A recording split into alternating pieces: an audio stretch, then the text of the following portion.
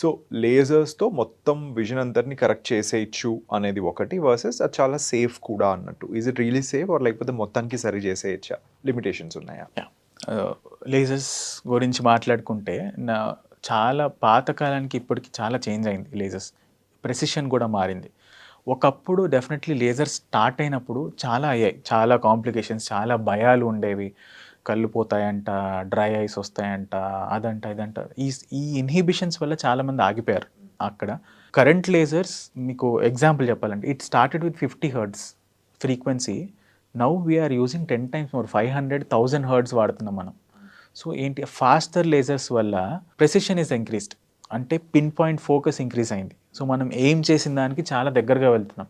0కి ఎయిమ్ చేస్తే 0.1 అటు ఇటుగా వెళ్తున్నాం, కానీ ఇంతకు ముందులా గ్రాస్గా -3 మిగిలిపోవడం, -4 మిగిలిపోవడం ఉండదు. సో లేజర్స్లో మేజర్ థింగ్ ఏంటంటే ప్రెసిషన్ పెరగడం వల్ల ఇంతకు ముందులాగా మీరు అంతగా భయపడిపోవాల్సిన అవసరం లేదు. So now that technology is more now. Contoura అని వచ్చింది. ఇంతకు ముందు ఏంటి, పాత లేజర్స్లో మీ స్పెక్టికల్ పవర్ని దాంట్లో ఫీడ్ చేసి మీ కార్నియా థిక్నెస్ని ఫీడ్ చేస్తే లేజర్ చేసేస్తుంది. దానికి సంబంధం లేదు, ఐ ఎలాంటి షేప్ ఉంది ఏం లేదు.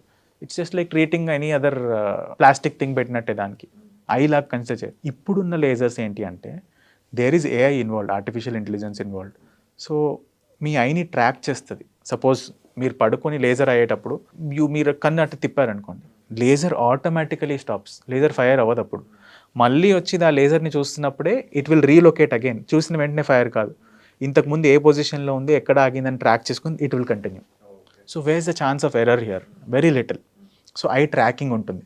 సో ఐలో వెజల్స్ని మ్యాప్ చేసుకుంటుంది. ఫస్ట్ మనం స్కాన్ తీసినప్పుడు ఆ మ్యాప్ని మషిన్కి ట్రాన్స్ఫర్ చేస్తుంది, లేజర్ మషిన్కి. So laser will again map it.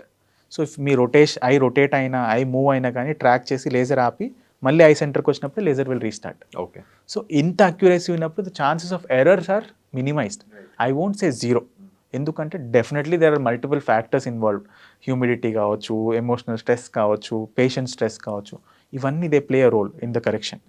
So you might land on 0.1 here and there, but మీకు అద్దాల అవసరము, అద్దాల మీద డిపెండెన్స్ ఉంటుందనే అంత పవర్ మిగలడం ఈజ్ వెరీ వెరీ రేర్.